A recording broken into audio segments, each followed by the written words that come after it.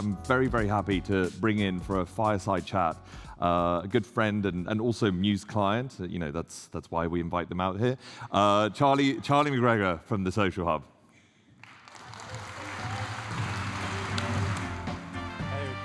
Okay. Yep. I think now we'll go here. Yeah, here. Wow. Hello, everybody. So yeah, so we Nice have to be you here, Richard. Congratulations. Yeah. This is fantastic. Thank you. Really yeah, nice. the acoustics work as well. That was really, really nice. So last year we had it virtually, but you were known as, you've always been known as Charlie MacGregor, I think, but your company was known as the Student Hotel, and I think that in the last year you've rebranded to the Social Hub, and yes. I think that this probably has something to do with it. But would you mind just explaining the concept and explaining also why you rebranded? Yeah, indeed. Thank you. Yeah, the Student Hotel. Yeah, it's a very dear part of my soul and my time. And but I think what you see from our model is we've had a hybrid model since we started. I think back in the day when we met, of course, where we really split the year into two, where we focus on the academic year beginning in September and ending in June, mainly for students. And then the students want to go home, they want to go traveling, and we use those rooms as hotel rooms. I mean, that's very simply the model. But I think what we decided 10 years ago is really to experiment. So we added co-working to our facilities, which of course is constant all year round. We have extensive meeting and event space with theaters and all those things. We have extensive F&B, which we operate ourselves. So lots of our elements are really constant throughout the cycle. And we have many facilities and many different guests. And our secret sauce has been putting everybody together in one room, one same entrance, and really building that community and the success of our hotel, to be honest, is because of the community feeling we have in our ground floor and in the building. And I guess we felt that we are much more than a student hotel. So 10 years after we launched the student hotel, we closed the student hotel and we opened the Social Hub.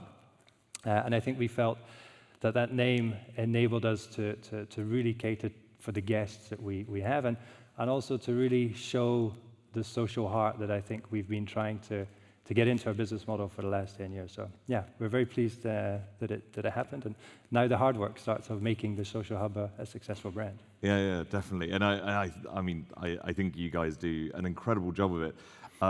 But one of the things that we love, and I think we always joke, or the internal joke at Mews is that we'd have to kind of invent you guys if you didn't already exist. So it's fantastic to see. But one of the things that I love, and this image actually shows it really, really well, you're one of the few enterprises that I think exist in hospitality that splits up the year in some ways. So you basically have one part of the year, you could basically say that you're one type of business, and then in those summer months you become a different business. And I think that that's actually pretty much true for every single hotelier out there, that they have very kind of seasonal ways of looking at these things. But do you find that the teams actually change? Do you find that the focus changes, or that you become almost a different business? Or how do you think about that? Yeah, I mean, what I think is really interesting, I mean, there's a huge part of our business that's static. As you can see, the bottom layers are static all year round. And the room inventory we really see as the hybrid elements. And to be honest, we're flipping those rooms almost on a weekly basis, and we're trying to optimize depending on hotel, depending on extended stay and student demand. And I guess what I like about it is we can really cater to students, really tailor-made packages for them, and then we can use the empty rooms as high premium, high yielding hotel revenue or extended stay revenue. But I guess what's interesting for this room is when, in some buildings like Amsterdam, we don't allow students to stay during the summer because it's such a successful hotel market. And what you really realize literally overnight is the atmosphere that a fixed community bring to a building. Mm-hmm. So you go from a place where people are saying hello to each other, they know each other, they recognize people, they know who the barista man is, they know who the staff are, and we know who the customers are as well, to a moment where you've got a fully blown hotel, and I'm sure most of the room is fully full of hotel people. And what I experience in a normal hotel is people don't really know who each other are.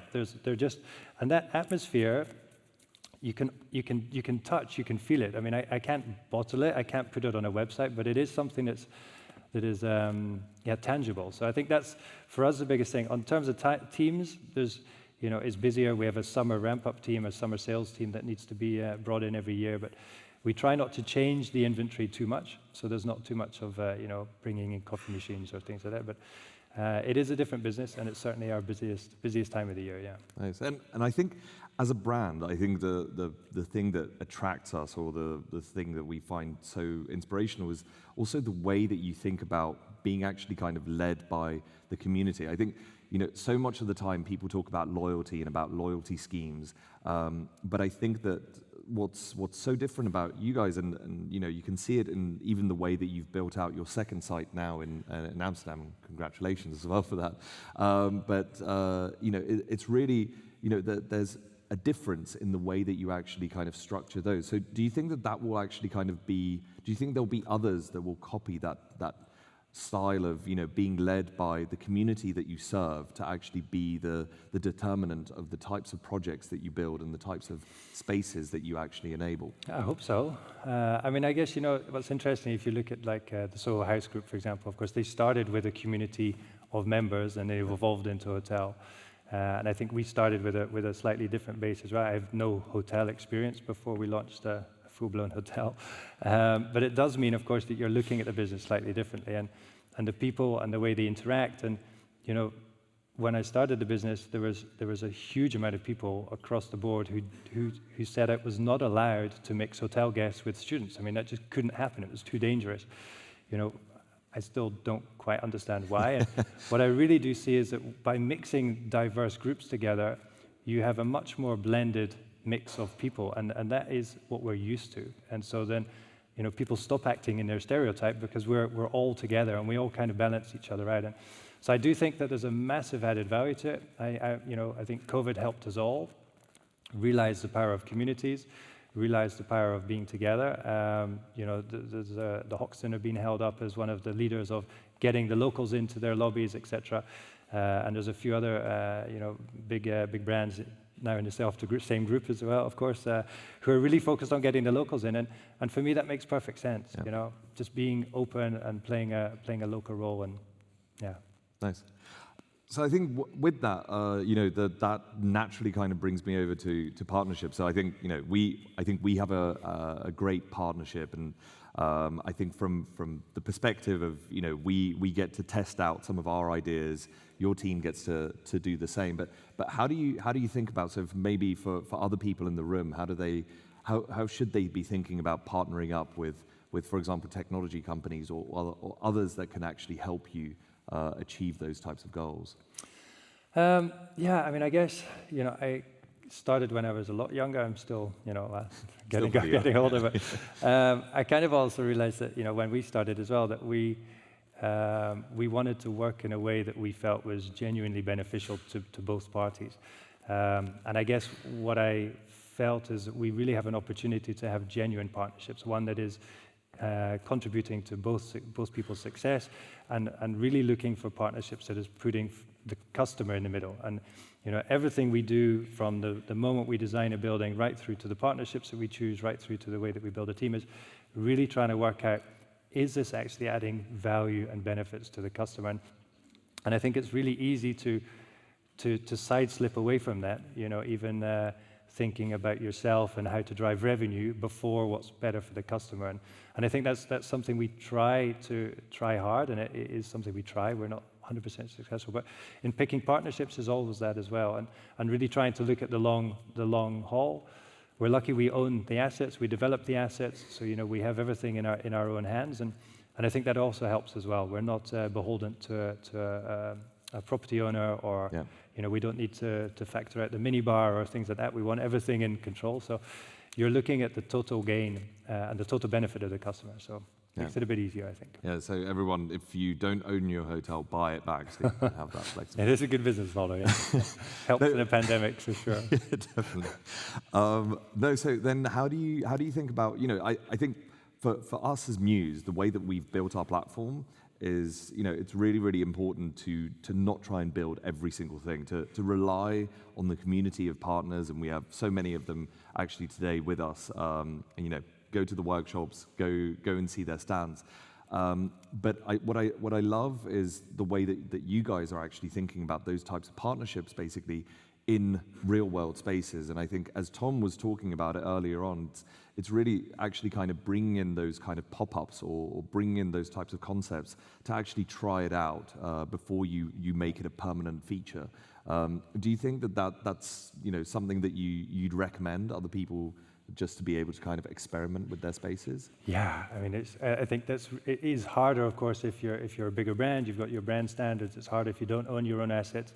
We're able to keep investing in our properties and still adding to the yield on cost. So it is a very good model for us. I think bringing different people and the co-working element for us was a test. We said, oh, there's an empty space here. We see that this company WeWork started. Why don't we try and do some co-working? We operated 1,000 beds in Amsterdam. How difficult can it be to rent some desks and offices? So we started from a different way, and then now we see that it's one of the cornerstones of our community and our business, and the whole industry is moving in that direction. So I think it has given us the opportunity to be where we are, and luckily we've had a few things like the pandemic, which have kind of accelerated trends, I think, towards our business model of different diverse communities, different facilities, all under one roof in the hospitality world. Yeah. And I think that acceleration of those trends is something that I think you guys typify incredibly well. And for many reasons, I find Charlie very, very inspirational. But I think that when we then think about the role that hospitality companies and groups actually have within our communities, I think what I find super interesting is actually the way that you've taken that to a completely different degree. And one of your, I guess, side projects, but I'm sure it actually takes up a huge amount of your time, is a great philanthropic initiative that you have. And I think it is really kind of tied to the way that we should be thinking about communities and hospitality and what we as hoteliers actually kind of do.